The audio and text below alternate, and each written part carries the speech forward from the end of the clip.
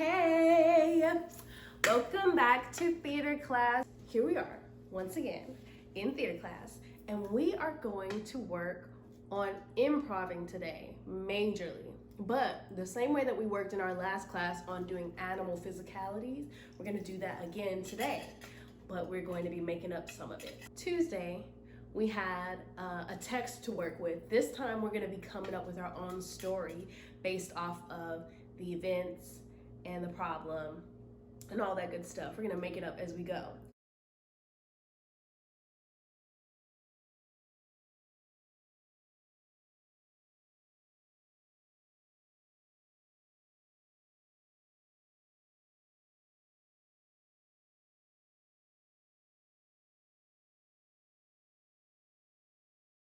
So today we're going to have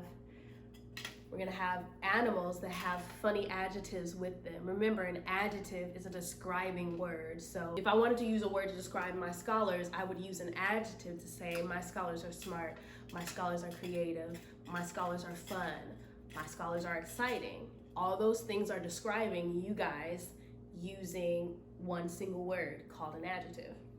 So we have some characters that we're going to play today that have adjectives. Now these are going to be animals, so we're going to have to practice how they normally move, and then we're going to have to make up some part of it to make them more humanistic, because animals don't really speak and animals don't really have jobs, but the animals that we're going to play today do.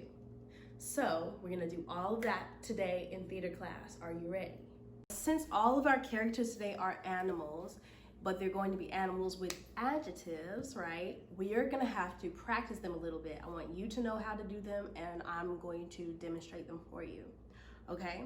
So while I'm practicing, I expect you to be practicing too, okay? Because it's gonna help you later on when you have an assignment to do. Ooh, okay, you ready? Let's get it. Alrighty, so the first animal that we're gonna practice is a sleepy pig. So we know that pigs are usually on all fours, right? Doing this and whatnot.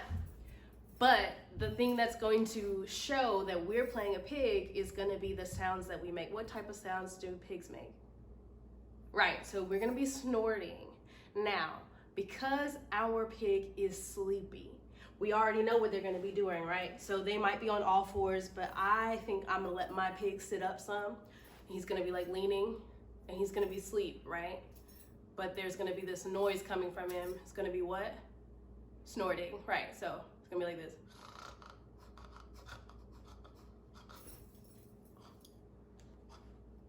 And because I'm sleepy, I might wake up for a second, but guess what? I'm going back to sleep. I'm gonna nod off.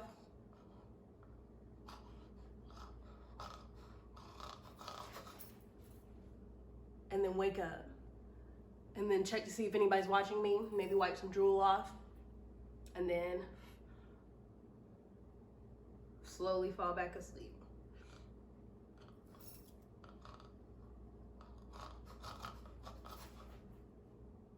Did you do it? So this next character is going to be Quiet Rooster. So what sound do roosters make? Right? But our rooster is going to be quiet. Now let's go ahead and get the physicality of a rooster. Remember, a rooster is a type of bird, right? So they're gonna be on 2 feet or 4 feet. 2 feet. So I might have my rooster walk in. Now, the thing about roosters is whenever they walk, they kind of do this little pecking thing with their necks, right? Like while they're walking. So we're gonna do that, okay? So I'm gonna get my rooster right here, and then we're gonna practice the quiet part, okay?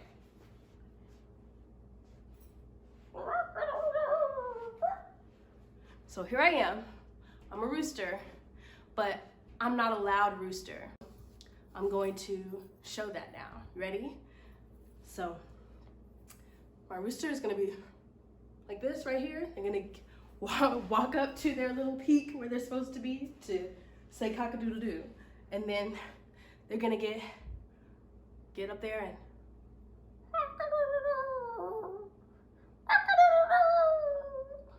keep that in mind. We're gonna use that later on. Let's go to the next one.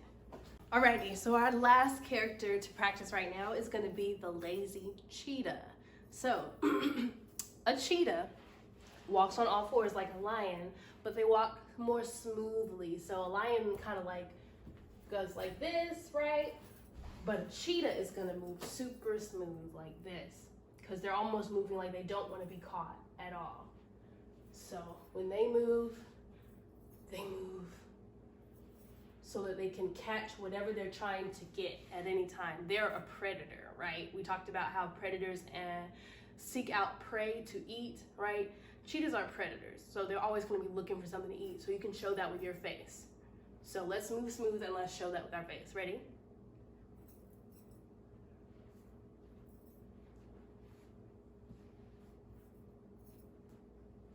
Now, the cheetah that we're playing is going to be lazy, which means that we got to change some stuff around, right? So instead of him moving like he's trying to get something, he's still going to move, but he's not going to be as intense, and his face is not going to be as focused. It's going to be more like, meh, like that. So let's try that.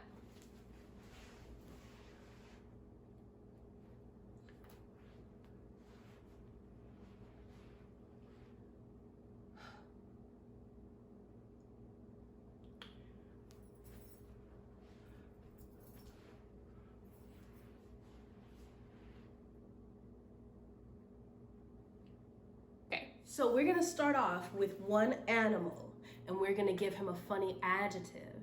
Now, as we're figuring out what he's gonna be like, we're gonna add an opposite character.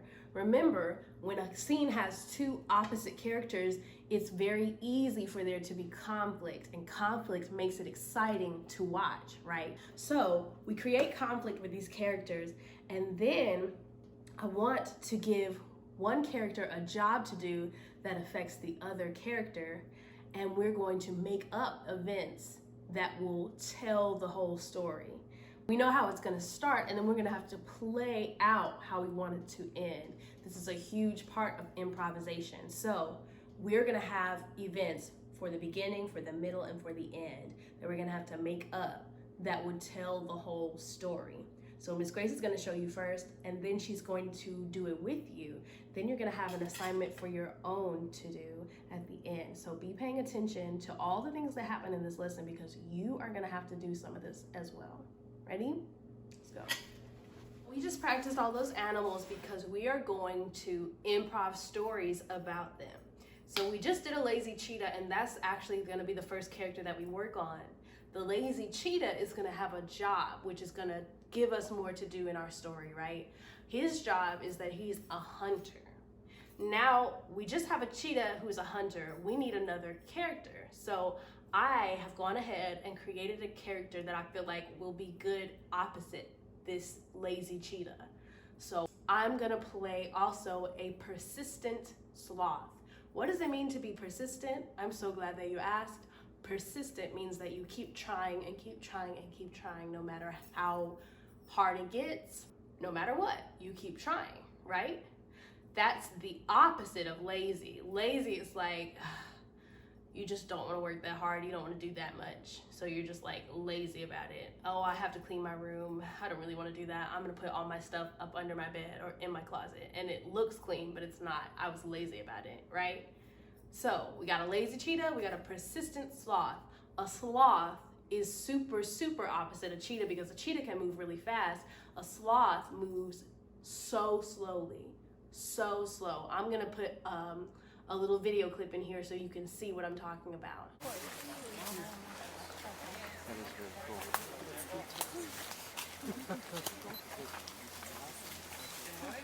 That is really cool. But yes, a sloth moves that slow. So I'm gonna practice being a persistent sloth just to show you what it's like, and then we're gonna put these characters together in the same scene and create a problem, okay? Move super slow because sloths don't move that fast. So he's gonna be like this, literally this slow, like this.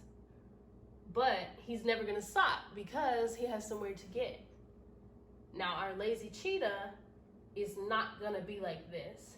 It can move fast, but it's also super lazy, so it's not gonna do as much as it can to get this sloth. Now, what type of problem can a lazy cheetah that's being a hunter have with a persistent sloth? Let me just say that sloths are prey, okay? Because of how slow they are, their best bet is to get up really high in a tree, which is what they usually do, so they can stay off the ground where the cheetahs are and not be eaten. But if this sloth just so happens to be in the same place as that cheetah, they could be eaten very easily. But because that lazy cheetah is lazy and the sloth is persistent, that's going to create conflict, because it won't be as easy for that lazy cheetah to get that sloth, because the sloth is not going to stop no matter what. It's going to keep trying to get away. Now we've got a problem. Now we're going to create events. So beginning, middle, and end, we need an event for each one of those things so we can make a full story. You ready?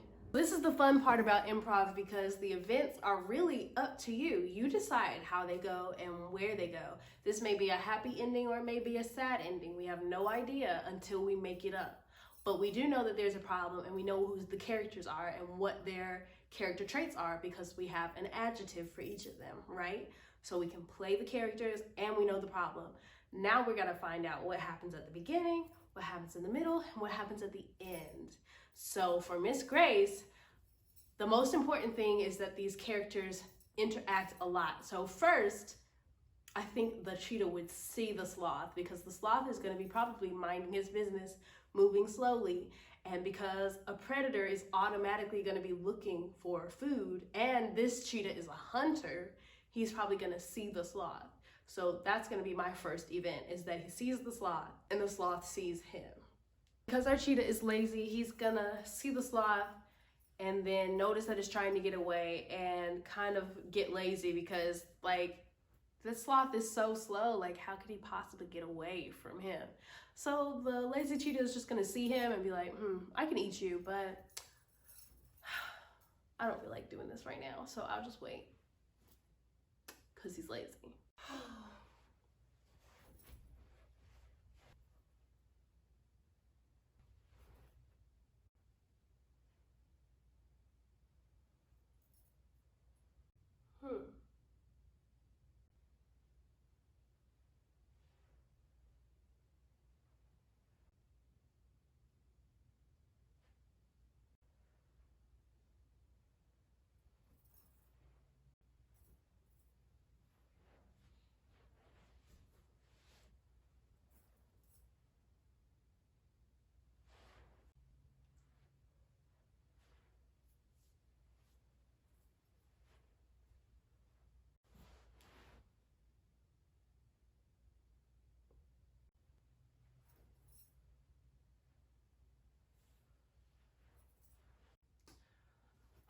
I'll just wait.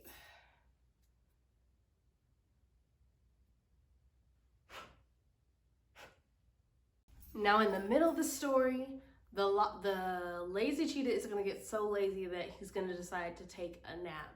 And that's when the sloth is going to be able to get away, right? Now you see where I'm going with it? Okay. So we're going to create an ending based off of what we've done with the middle part. I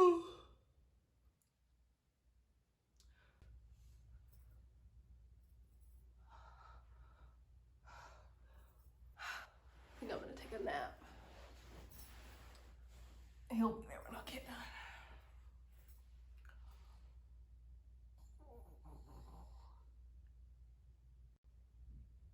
He's asleep. Okay.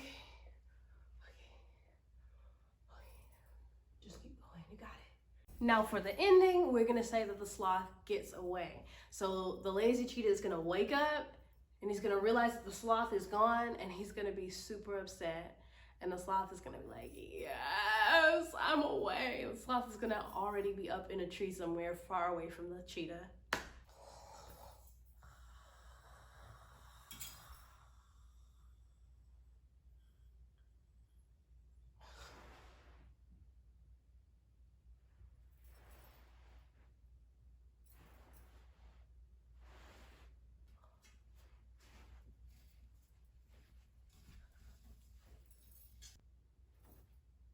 Where'd that sloth go?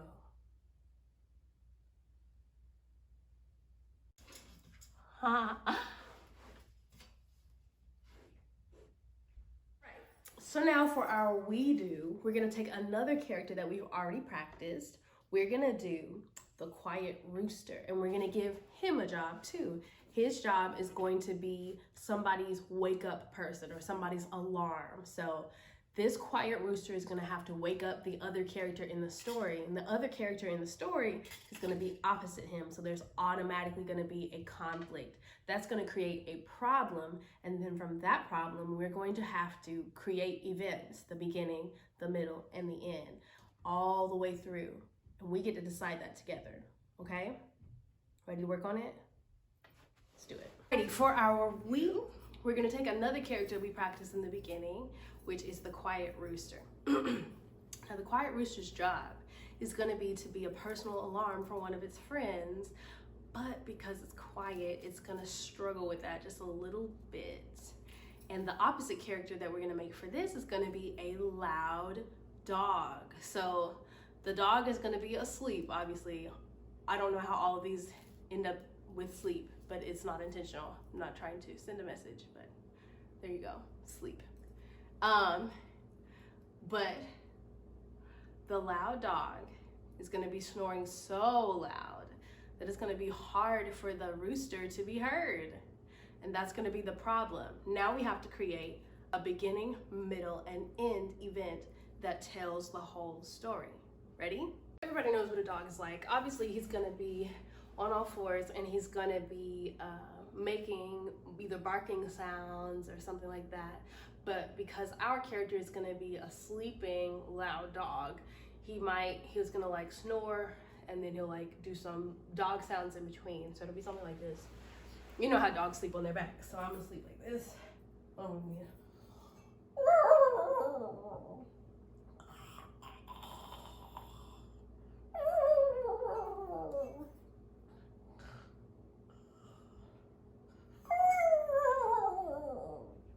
Like that. So my first event is gonna be that the rooster gets up and goes to find the dog because it's time for the rooster to do its job, which is wake the dog up.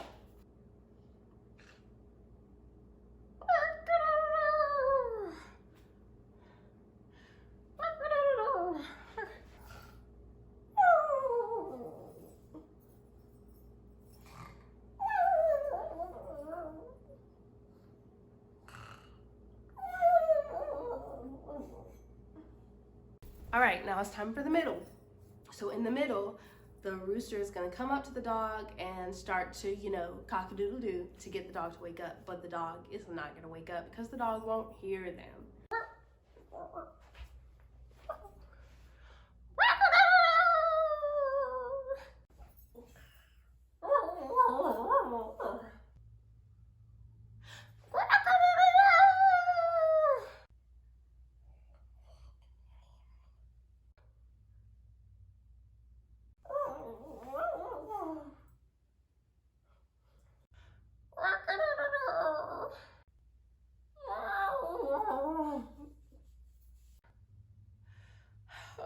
All right, now for the ending, I think I wanted to end in victory for the quiet rooster. So what's gonna happen is the quiet rooster is gonna have an idea of something that she can do that's not saying cock-a-doodle-doo, because that's not working.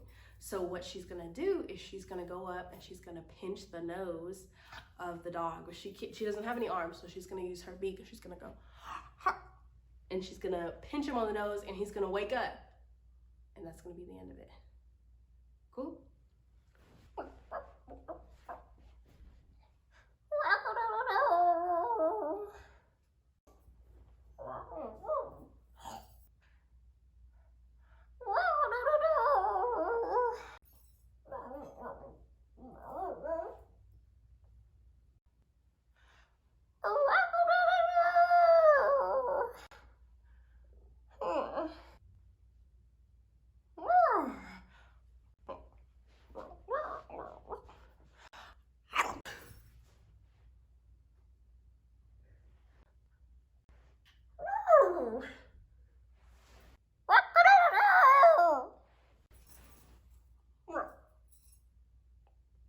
boys and girls, please keep this format in mind, because the same thing that we just practiced together is the same thing I'm gonna want you to do for your homework.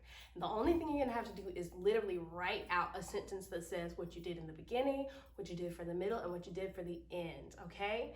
It's gonna be super simple if you keep it simple, okay? So practice what we did here in your own homework, and you should get a 100 A+++++. Cool? Okay. Now it's time for my favorite part of the lesson, because you have an assignment. Are you ready?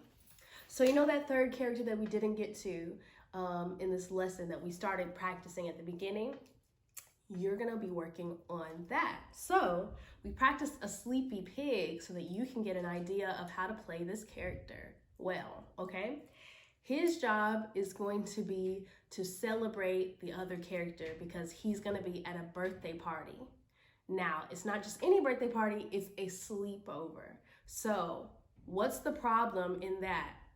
This sleepy pig is at a sleepover, and the opposite character for him is going to be an excited frog. Guess whose birthday it is? It's the frog's birthday. Do you see the problem? Okay, so we have one character that's super sleepy, but is supposed to be celebrating the other character's birthday. Now, we have a problem. I need you guys to come up with a beginning, middle, and end event that would make sense in this. And you're gonna come up with it all on your own. It could end happy, or it could end not so happy. That depends on what you decide. But I need to be able to see how you have made your event. So I'm not gonna require you to record this unless you want to. I'm gonna require you to write out the beginning, the middle, and end events that you came up with based on the story and based on the problem, okay? And that's all that you have to do. So in an assignment, or in your assignment, I want you can put it in a private comment, you can type it up, whatever you want to do, but do mark the beginning and say what happens in the beginning, what happens in the middle, and what happens in the end of your improv scene. And I want you to practice this. Please practice. Please, please, please, please, please, please, please, please, please practice. Okay? Otherwise you won't have anything to write, because you won't have done anything, right? Cool. Alrighty, boys and girls. Well, that is all I had to teach you for today. So our lesson is officially done. So thank you so much for working with me. I hope that you had a good time practicing these crazy animals. I had a fun time coming up with it. And I cannot wait to see what you have come up with about this sleepy pig and this excited frog. So until next week, you guys have a great day, and I'll talk to you later. Bye.